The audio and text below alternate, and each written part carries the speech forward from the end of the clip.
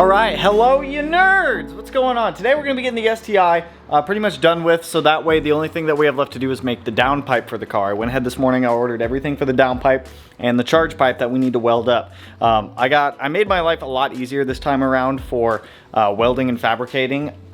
Because I'm still learning and I want to make this downpipe a little bit easier on myself, I've gone ahead and I've bought a lot of things that are just going to make life easier, like a 3 to 3.5 inch transition for the tip, 3.5 inch pie cuts, V-bands, things of that nature, O2 sensors, just to make life that much simpler for us when it comes to welding this thing up. So that way I'm not having to go back and forth trying to figure this out. I ordered the proper cup size for the welder. I've got it back there. I think it's a 12 for welding on stainless instead of using a number 8 because number 8 was the largest that I have. So now I've got number 12 for better coverage. So got a lot of stuff. As you guys saw in that intro, we got our up pipe back. It is modified and our turbo is in its new location, which I think, yes, it's a fender exit, but there are some other benefits to doing this. So another really positive thing of having the turbo in this spot is I can put one of those tiny little mushroom filters on here now if we do want to run an air filter, so that way we're not just running a turbo guard all the time.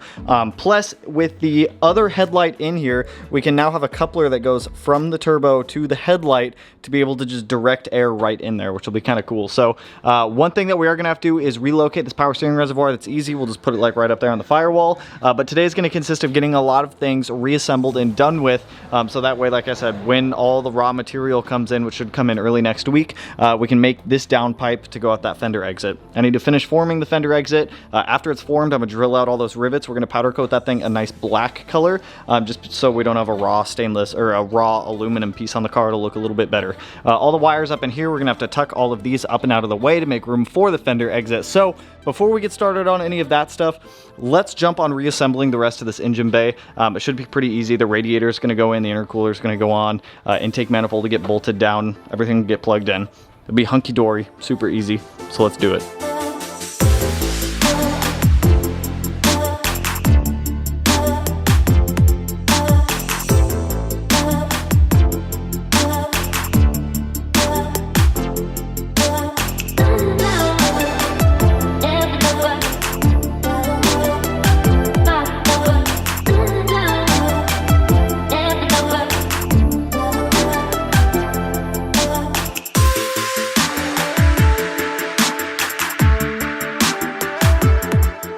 Alright, so we got our intake manifold bolted back down, everything's plugged in down underneath of that. I got the accessory drive belt put back on, electronics are all hooked back up. I still have power shut off to the car right now just because it doesn't need power at this exact moment. But before we keep going on the Subaru, I actually want to show you guys something. Look what came for the Evo. So, I don't know if everyone knows, I chooched the valve cover on the Evo 8, or the Evo 8's valve cover, when I was re-tapping the holes for the baffle on the bottom, and the Evo 8 valve covers are discontinued. Luckily, you can still buy JDM Evo 7 valve covers, so I ended up snagging an Evo 7 valve cover for the Evo, so I need to run this over to the shop later. I also got the last 2 engine mounts I've been waiting on, which have been back ordered for the Evo to be able to get the engine back in. So this weekend I'll probably get the Evo's engine in, start getting everything bolted up to it. We have an oil cooler delete plug kit here from STM Tuned, so very excited for this. I'm actually way more excited for this. They told me there was a small paint defect on it. I literally see nothing wrong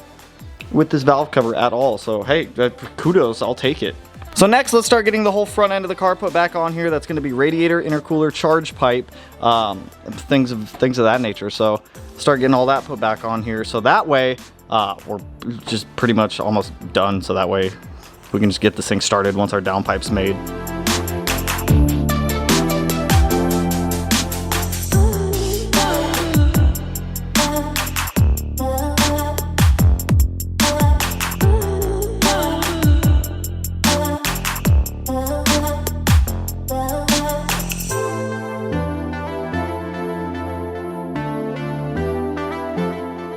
We have progress. So intake manifold's on, charge piping's back in, radiator's in, intercooler's on. I'm also going through and redoing the coolant lines for the coolant expansion tank. Because we're not using an air oil separator anymore, we have to redo the cooling lines up here for the cooling system a little bit, because we're obviously not running coolant through the AOS. So this hose here that goes back to the crossover tube is actually going to go up to the heater core up there. The AOS, I tapped in a hole into the crossover right down there when we first did this for 1/8 NPT, just in case I needed it in the future, so I'm really glad that I did.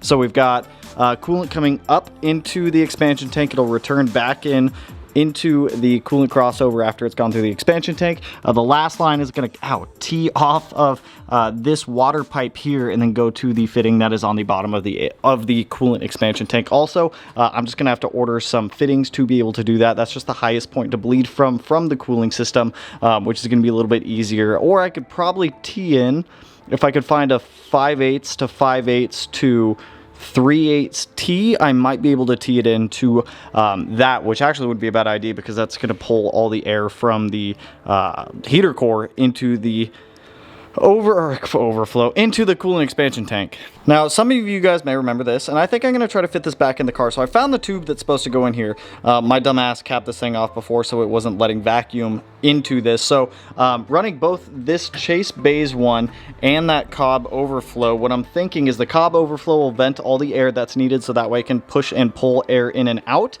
This will act as a main reservoir for coolant that's going to be coming out of the engine into this. If this gets too full, then it'll fill up into the Cobb one, and then it'll pull back from the Cobb one into this, back into the engine if need be. So I think I'm going to try to fit this up in here also. I may just need to order one of those Chase Bays brackets right there, and then I could probably fit that right in there right next to the Cobb unit. So I'm not going to worry about this right now. So I think I'm going to start running the rest of the lines in here, coolant lines, vacuum lines, things of that nature, just to get all of that ran, and then we can start playing with some of the power steering stuff, moving the wire harness that's behind this fender for the fender exit, figuring out what we're going to do with the power steering reservoir, seeing if we're going to put it up on the firewall, see if we're going to get an aftermarket unit, things of that nature, because I am not totally sure quite yet. So let me continue doing what we're doing. But hey, looks like car again, which is good.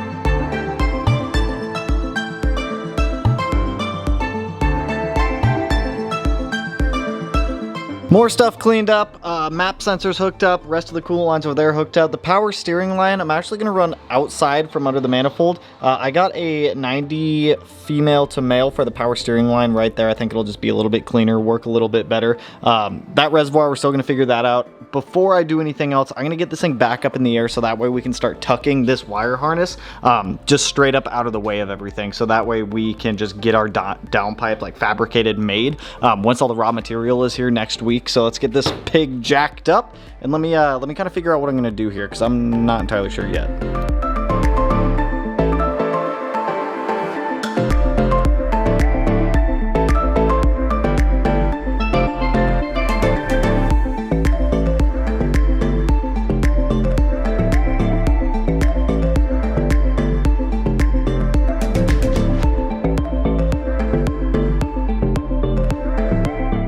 Alright guys, so this is what I've got here. I took the fender off, I put in some riv nuts, and I P-clipped all of the wires down for the ABS module and the signal ground up here, or that chassis ground, so that way this harness is out of the path of the downpipe. I've also got some heat wrap that I'm going to toss over those wires just to protect them a little bit more. Then I'm going to come down here and I'm just going to trim up a little portion of this piece of metal down here just to get out what we don't need anymore, because all of this, like, it's not structural, it's just kind of sheet metal there. People remove that stuff when they go to like tub their cars and things like that, so I'm just going to come around and just trim this in a big circle right there and just remove what we don't need to give our downpipe just a clear shot straight out. So let me do that, and then we can get this fender back on and kind of wrap up this area here.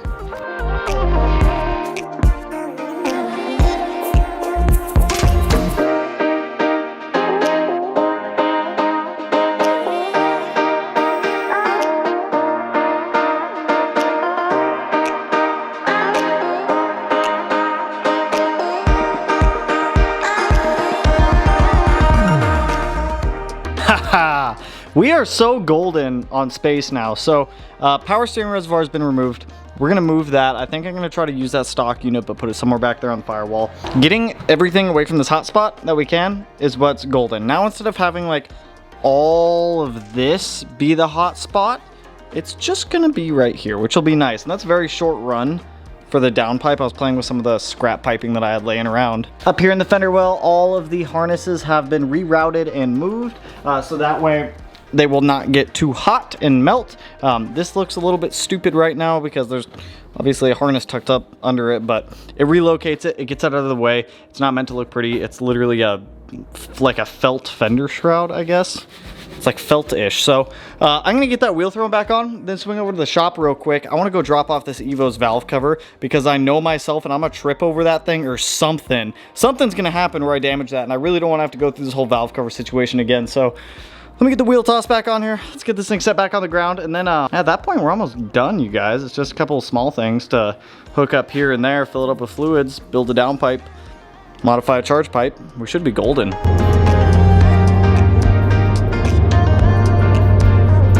Right, at the shop, there's a couple things I want to do real quick. I want to do drop off these. These are the last two engine mounts that were holding me up from getting the Evo's engine in there, so I can get those on the transmission next time I'm here. I'm not going to stress it right now. The other thing is I wanted to see the valve cover on the engine just to make sure that it fits, and it does. It's an Evo 7 valve cover from Japan, so I was a little skeptical if it was going to fit or not. On top of that, I double-checked timing on the car because I had a feeling that it jumped timing when I was putting the ARP crank bolt in here. I did that off camera. Turns out it did jump timing, so I just tore timing all off of the Evo, well, the 4G, retimed it. It's all good now. Everything lines up beautifully for timing marks. I couldn't verify timing without having an actual valve cover here because the timing marks are right on the top of the valve cover. So honestly, dude, this thing looks killer. I'm not going to be sandblasting this one or repowder coating it because it's brand new. The powder coat on here looks beautiful, and I don't mind the red so much. It may clash with the blue brakes, but you're not going to see the blue brakes unless the hood's open and whatnot. So dope. I am stoked about this. I need to check to see if a fitting I have is going to fit in there, or if I need to buy a grommet for that, because I'm pretty sure I need to get the grommet for that. And then there's also another piece right there. Should I throw those in now? I'll throw those in next time I'm here. I'm not going to stress it right now. So, dude, this looks absolutely fucking beautiful. And it says Evolution on it. I'm about it. So, dope. Let's go swing back to the garage. See what we got going else. See what else we got going on with the Subaru. All right, good morning again. It's the next morning back from the shop, and obviously it's a new day. So, I am going to go ahead and start figuring out where I want to get this power steering reservoir put at. If I can make the OEM work, that would be ideal. If I don't have to spend money on an aftermarket one, I'd like to avoid that. So, what else? I need to cut a vacuum line for the boost controller for the turbo and redo a couple of other ones. So, a whole bunch of stuff we got to do. So, let's just get to it. Let's just get to it so that way we can get this stuff done. Start driving this. It's a pretty rainy day though, so I mean, it's not like I could drive the car. It's supposed to rain for like a week. It's June. I'm over this.